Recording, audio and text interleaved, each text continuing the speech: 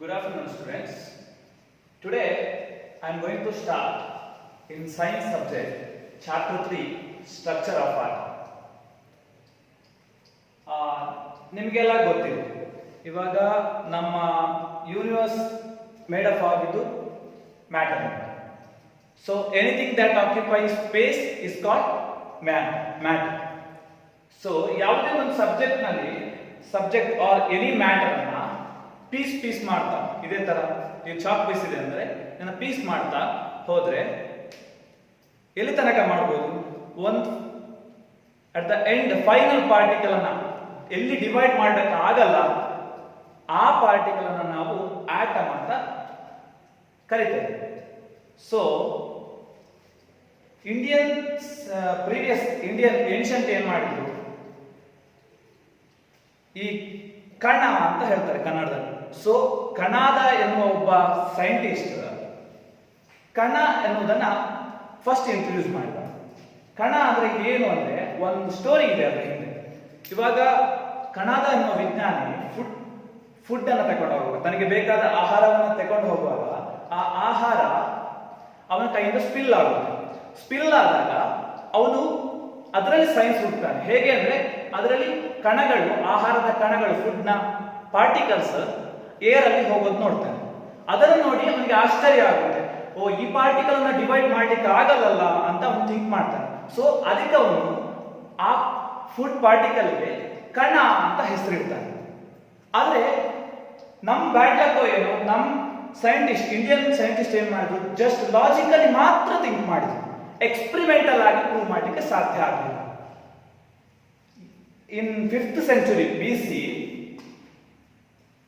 ಡೆಮೋಕ್ರಟಿಸ್ ಅನ್ನೋನು ಆ ಪಾರ್ಟಿಕಲ್ ನ, ಕಣ ಅಂತ ನಾವು ಏನ್ ಹೇಳ್ತೀವಿ, ಆ ಪಾರ್ಟಿಕಲ್ಗೆ ಆಟಮ್ ಅಂತ ಹೆಸರಿಟ್ಟ. ಅದಾದ್ಮೇಲೆ ಲೇಟರ್ 1803 ಅಲ್ಲಿ ಡಾಲ್ಟನ್ ಅನ್ನುವ ವಿಜ್ಞಾನಿ ಒಂದು ಥಿಯರಿಯನ್ನ ಪ್ರಪೋಸ್ ಮಾಡ್ತಾನೆ. He proposed a theory. That theory is called Dalton atomic theory. This is very important theory. Before that, any theory not proposed, anyone. Dalton only proposed first atomic theory. He proposed 5 points. I mentioned in the board that 5 points. This is very important for exam purpose also. I will explain one by one with example. So, in the first postulate, he explained or he defined the atom. But ಈ definition ಅಲ್ಲಿಗೆ ಮಾತ್ರ ಸೀಮಿತ ಆಗುತ್ತೆ, because further experiment ಮಾಡಿದಾಗ ಆ definition change ಆಗ್ತಾ ಹೋಗುತ್ತೆ. But Dalton atomic theory ನೀವು ಕ್ವಶನ್ ಇದ್ರೆ ಇದೇ ಡೆಫಿನಿಷನ್ ಅನ್ನ ಬರೀಬೇಕು. Elements are made up of very small indivisible. This term is very important. Indivisible particle ಅಂದ್ರೆ ಫರ್ದರ್ ಡಿವೈಸ್ ಮಾಡಕ ಆಗದೆ ಇರುವ ಸ್ಮಾಲ್ ಪಾರ್ಟಿಕಲ್. ಈ ಚಾಕ್ ಪೀಸ್ ಮಾಡ್ತಾ ಹೋದ್ರೆ ಒಂದು ಸ್ಮಾಲ್ ಪಾರ್ಟಿಕಲ್ ಸಿಗುತ್ತೆ. ಅದನ್ನ ನೀವು ಯಾವುದರಲ್ಲಿ ಕಟ್ ಮಾಡಲಿಕ್ಕೆ ಸಾಧ್ಯ ಇಲ್ಲ. So that particle is called atom. First let us clear now. Elements are made up of very small indivisible particles are called atoms. Let us see second postulate. All atoms of a particular element. So illondu hosa term bantu, enu particular, that element. Now ನಿಮ್ಮ ತಲೆಯಲ್ಲಿ ಓಡ್ತಿರಬಹುದು, ಏನಪ್ಪ ಇದು element ಅಂತ. Elements is nothing but elements, all same group of atoms are considered as an element. ಅಂದ್ರೆ ಒಂದು element ಅಲ್ಲಿ same atoms present ಇರುತ್ತೆ. So ಅದನ್ನ ನಾವು ಎಲಿಮೆಂಟ್ ಅಂತ ಕರೀತೇವೆ. ಎಕ್ಸಾಂಪಲ್ ಗೆ ಸೋಡಿಯಂ Na ಅಂತ ರೆಪ್ರೆಸೆಂಟ್ ಮಾಡ್ತೇವೆ. ಪೊಟ್ಯಾಷಿಯಂ, then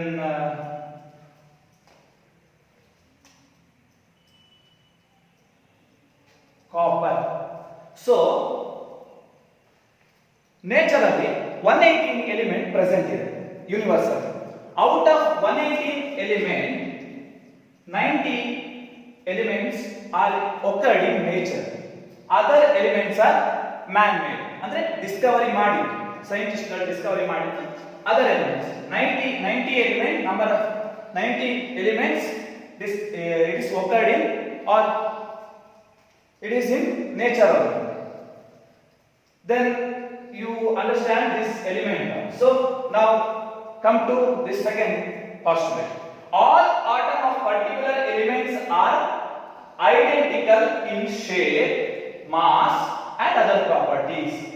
ಅಂದ್ರೆ ಒಂದು ಎಲಿಮೆಂಟ್ ಅನ್ನು ಕನ್ಸಿಡರ್ ಮಾಡಿದ್ರೆ ಅದರಲ್ಲಿರೋ ಎಲ್ಲ ಆಟಮ್, ಚಾಕ್ ಅಂತ ಕನ್ಸಿಡರ್ ಮಾಡಿದ್ರೆ, ಇದೊಂದು ಚಾಕ್ ಅನ್ನು ಒಂದು ಎಲಿಮೆಂಟ್ ಅಂತ ಕನ್ಸಿಡರ್ ಮಾಡಿದ್ರೆ ಇದರಲ್ಲಿರೋ ಸಣ್ಣ ಸಣ್ಣ ಪಾರ್ಟಿಕಲ್ ಎಲ್ಲರೂ ಒಂದೊಂದು ಆಟಮ್ ಅಂತ ಕನ್ಸಿಡರ್ ಮಾಡಿದ್ರೆ ಒಂದೊಂದೇ ತೆಗಿತಾ ಹೋದ್ರು ಅಥವಾ ಪೀಸ್ ಮಾಡ್ತಾ ಹೋದ್ರು ಅಲ್ಲಿರೋ ಒಂದೊಂದು ಆಟಮ್ ಕೂಡ same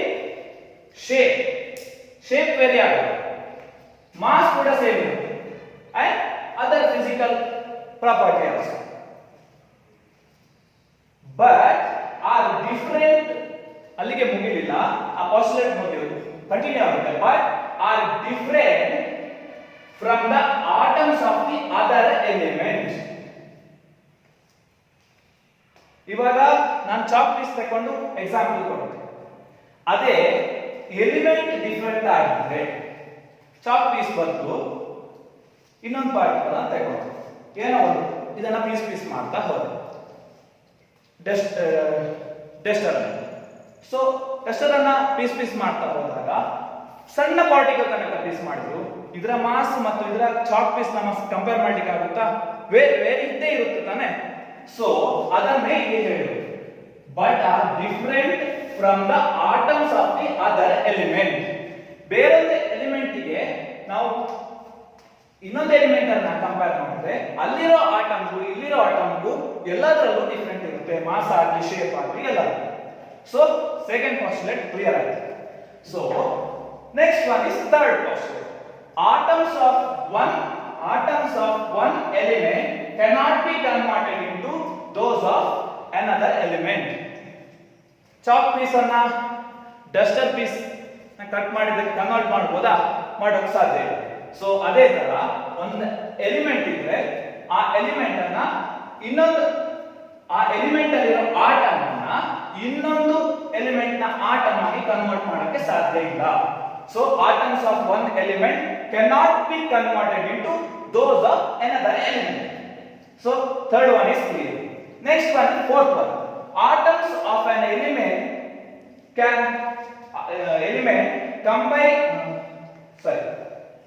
contain atoms of an element contain in integral ratio with those of other element to form a compound. ಸ್ವಲ್ಪ ಅರ್ಥ ಮಾಡ್ಕೊಳ್ಳಿ, ಒಂದು ಎಕ್ಸಾಂಪಲ್ ತಗೊಂಡು ಎಕ್ಸ್ಪ್ಲೇನ್ ಮಾಡ್ತೀನಿ. atoms of an element combine in integral ratio. ಇಲ್ಲೊಂದು ಟರ್ಮ್ ಬರುತ್ತೆ integral ratio ಅಂತ. So ಇದು ಅರ್ಥ ಆಗ್ಬೇಕಂದ್ರೆ ಇವಾಗ H2O ಏನಿದು? ವಾಟರ್. ಸೊ ಇಲ್ಲಿ ಏನಿದೆ? ಹೈಡ್ರೋಜನ್ ಇದು ಎರಡು ಆಟಮ್ ಇದೆ, ಆಕ್ಸಿಜನ್ ಇದು ಒಂದು ಆಟಮ್ ಸೇರಿ H2O ಫಾರ್ಮೇಷನ್ ಆಗುತ್ತೆ. ಸೊ ಇಂಟಿಗ್ರಲ್ ರೇಷಿಯೋ ಅಂದ್ರೆ ಹೈಡ್ರೋಜನ್ ಇದು ಎರಡು ಆಟಮ್, ಆಕ್ಸಿಜನ್ ಇದು ಒಂದು ಆಟಮ್ ಒಂದಿದೆ. ಸೊ ಇದನ್ನ ನಾವು 2:1 ರೇಷಿಯೋದಲ್ಲಿ ವಾಟರ್ ಫಾರ್ಮೇಷನ್ ಆಗುತ್ತೆ ಅಂತ ಹೇಳ್ತೇವೆ. ಅರ್ಥ ಆಯ್ತಲ್ಲ? Atoms of an element containing integral ratio with those of the other element to form a compound. So 2:1 ರೇಷಿಯೋದಲ್ಲಿ ವಾಟರ್ ಫಾರ್ಮೇಷನ್ 2:1 ರೇಷಿಯೋ ಆಟಮ್ ಇದ್ರೆ ಮಾತ್ರ ವಾಟರ್ ಫಾರ್ಮೇಷನ್ ಆಗುತ್ತೆ. So fourth is complete. Then fifth one, very simple. An atom can neither be created nor be destroyed. ಅಂದ್ರೆ ಯಾವುದೇ atom ಇರಲಿ ಅದನ್ನ ನೀವು create ಮಾಡೋಕ್ಕೂ ಸಾಧ್ಯ ಇಲ್ಲ ಅಥವಾ ಅದನ್ನ ನೀವು ಡೆಸ್ಟ್ರಾಯ್ ಮಾಡ್ತೇನೆ ಅಂತ ಹೇಳಿದ್ರು ಸಾಧ್ಯ ಇಲ್ಲ ಅನ್ನೋದನ್ನ ಅದು ಎಕ್ಸ್ಪ್ಲೇನ್ ಮಾಡುತ್ತೆ. These are the 5 postulates of theory. Once again I will explain. Elements are made up of very small indivisible particle called atoms. All atoms of a particular element are identical in shape, mass and other properties, but are different from the atoms of other elements. Then third one is atoms of one element cannot be converted into those of another element. Then fourth postulate is atoms of an element contain in integral ratio with those of other element to form a compound. Then fifth one is an atom can neither be created nor be destroyed. Then atom ನೋಡಿ. So atom ಆದ ನಂತರ next ಮುಂದೆ ಬರುವ ವಿಜ್ಞಾನಿ ಸೈಂಟಿಸ್ಟ್ಗಳು atom ಒಳಗಡೆ ಏನಿದೆ, ಹಾಗಿದ್ರೆ atom smallest particle ಅಂತ ಆಯ್ತು. ಹಾಗಿದ್ರೆ ಆಟಮ್ ಗಿಂತ ಆಟಮ್ ಅನ್ನು ಡಿವೈಡ್ ಮಾಡಬಹುದಾ, ಅದನ್ನ ನೆಕ್ಸ್ಟ್ ನೋಡೋಣ.